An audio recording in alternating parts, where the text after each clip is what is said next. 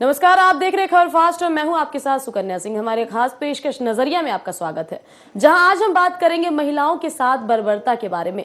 बिहार के जहानाबाद में इंसानियत को शर्मसार कर देने वाली एक घटना सामने आई है। महिला को निर्वस्त्र कर उसे लात घूंसे मारे गए और बर्बरता से उसकी पिटाई की गई।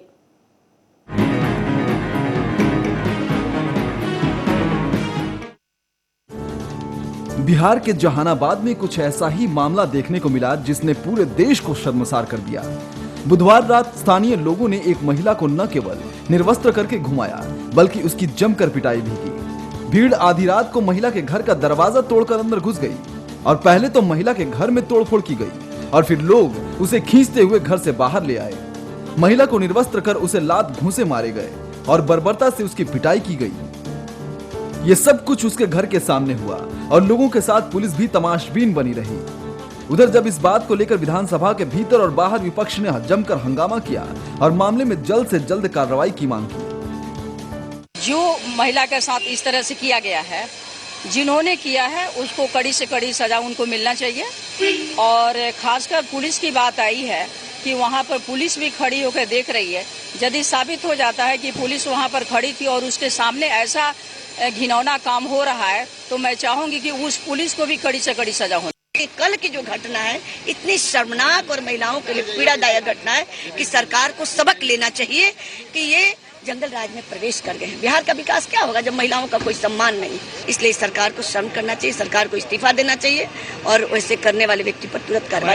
इस तरह की घटनाएं में सरकार काफी गंभीर है और निश्चित रूप से सरकार जो भी दोषी हैं, जो इस तरह की घटनाओं का जो लोगों ने अंजाम दिया है, सरकार उसके खिलाफ सख्त से सख्त कार्रवाई करेगी। दोषियों को निश्चित रूप से सजा मिलेगा। वहीं जब हो हल्ला मचा और सूबे की सुरक्षा व्यवस्था पर सवाल जवाब किए गए तो सूबे के मुख्यमंत्री साहब भी हरकत में आए और मामले की जांच की जाएगी ये कहकर अपना पल्ला झाड़ लिया। हम देखना है, अभी हमको पता नहीं है। जब जानकारी हो जाएगी तो इस पर कठोर से कठोर कार्रवाई की जाएगी।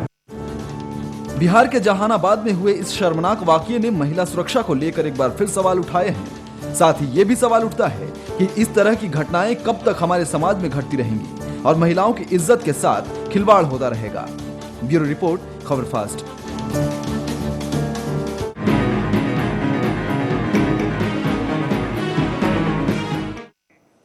जहानाबाद में एक ऐसी घटना सामने आई जिसे देखकर इंसानियत शर्मसार हो जाए। इसी पर आज हम नजरिया में चर्चा कर रहे हैं और इस चर्चा में आज हमारे साथ जहां बीजेपी नेता विनोद पावा जी बने हुए हैं, इसके अलावा समाज सेविका राजकुमारी जी भी हमारे साथ इस चर्चा में शामिल है। सबसे पहले राजकुमारी जी, क्या कहेंगे आप? पहली प्रतिक्रिया क्या है इस घटना के बारे में? हमने आपको एक रिपोर्ट दिखाई, पूरी जानकारी दी, उस जानकारी को देखकर आपको क्या लग रहा है? मैं अपने संगठन जनवादी महिला समिति की ओर से इस घटना की बहुत ही निंदा करती हूँ जी। और जितना हम महिलाओं के साथ जो अपराध की घटना ये अभी अचानक जो इतनी जघन्य और निंदनीय और असहनीय जो बात हुई है कि नंगा करके किसी महिला की पिटाई करना और वो भी उन पुलिस कर्मियों के द्वारा जो पुलिस जनता की सेवा के लिए बनाई जाती है। और अगर कोई दोषी भी है तो उसको भी इस तरह की सज़ा देना जो है वो भी कानून से बाहर की बात है। तो ये कानून हर तरह के बने हुए हैं, कानून की तरह से ही जो भी अपराध बनता है उसको सज़ा मिले वो एक अलग बात है। लेकिन सरेआम किसी महिला को नंगा करना और पिटाई करना और सबके बीच में, जनता के बीच में, और उन पुलिसकर्मियों के द्वारा जिन्होंने ये जघन्य काम किया है, तो उनको हम ये चाहते हैं अपने संगठन की ओर से कि जिन्होंने ये काम किया है उनको कड़ी से कड़ी सजा मिले। हमारा ये कहना है इस पर। जी। इसी बीच बीजेपी नेता विनोद पावा जी भी हमारे साथ इस खास चर्चा में बने। विनोद पावा जी, बेशक उस राज्य में जेडीयू की सरकार है, बीजेपी की सरकार नहीं है, लेकिन कहीं भी अगर ये घटना होती है तो केंद्र की भी कुछ जिम्मेदारी बनती है और केंद्र में आपकी सरकार है। क्या आपने इस पूरे मसले पर क्या बातचीत की राज्य सरकार से? सुकन्या जी, इस तरह की घटना चाहे जहाँ पर बीजेपी का शासन हो या कहीं पर भी हो, इस तरह की घटना की निंदा हमेशा की जानी चाहिए और इस तरह की निंदा कोई भी व्यक्ति या कोई भी सरकार सहन नहीं करना चाहिए। और इसमें जहाँ तक केंद्र की आपने बात की, ये राज्य का मामला है और राज्य के वहाँ पर अपनी सरकार है, वहाँ पर प्रशासन है और इस तरह का हर मामले में ये केंद्र का इंटरफेयर इस तरह से नहीं होता कि केंद्र उनके ऊपर हर वक्त ये बैठा हुआ है राज्य के ऊपर, वहाँ की छोटी छोटी घटनाओं के लिए।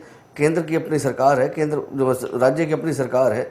राज्य सरकार अगर किसी मामले में निष्क्रिय रहती है, फेल रहती है, तब केंद्र उसमें इंटरवीन करता है, वो कोई प्रोसेस होता है। और इस तरह की जो निंदा की गई है, जिस तरह की ये घटना की गई है, इसकी भारतीय जनता पार्टी निंदा करती है।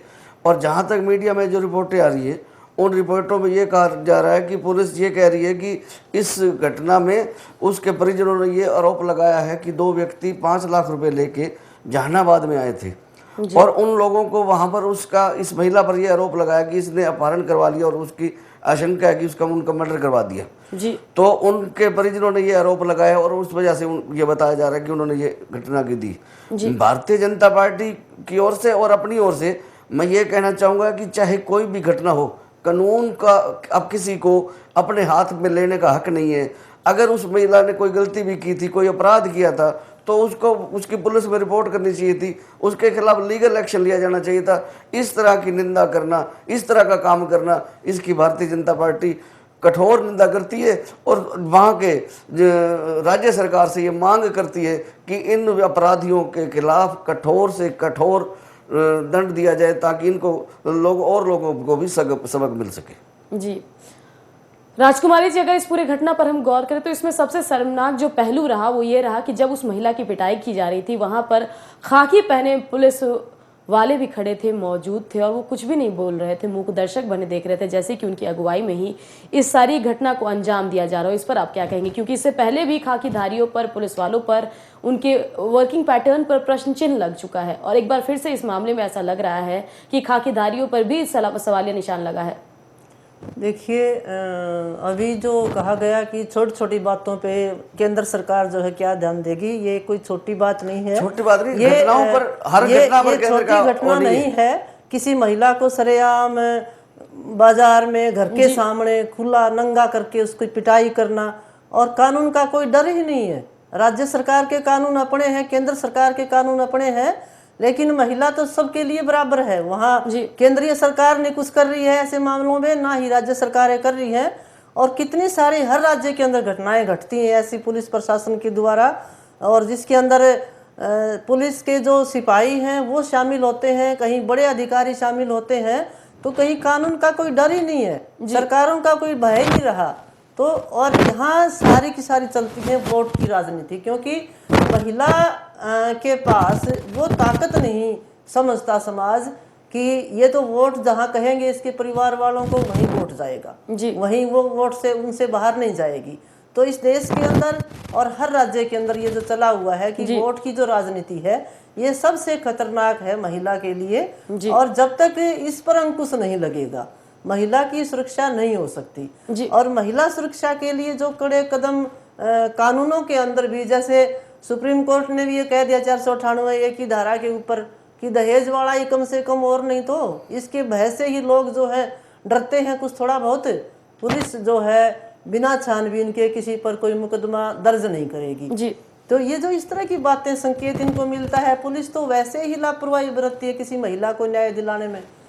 तो और वो खुद जो अपराधियों को सजा भी दिलवाने का तरफ खुद दूर रहा, खुद उसके अंदर संलिप्त होती है। राजकुमारी जी, आपकी इस बात से तो मैं सहमत हूँ कि जब भी महिला पर कोई मामला सामने आता है, केंद्र और राज्य सरकार एक दूसरे पर आरोप प्रत्यारोप करने लग जाते हैं। बेशक आपत्ति, निंदा सब करते हैं उस खबर की, लेकिन कोई ऐसा नहीं होता जो खुलकर सामने आए और कहे कि इस घटना पर हमने ये जांच की, ये व्यक्ति इसमें जो है दोषी और इसको सजा दी जाएगी। इसी पर, इस निर्मम घटना पर हम चर्चा करते रहेंगे, लेकिन फिलहाल नजरिया में रुकेंगे छोटे से ब्रेक के लिए।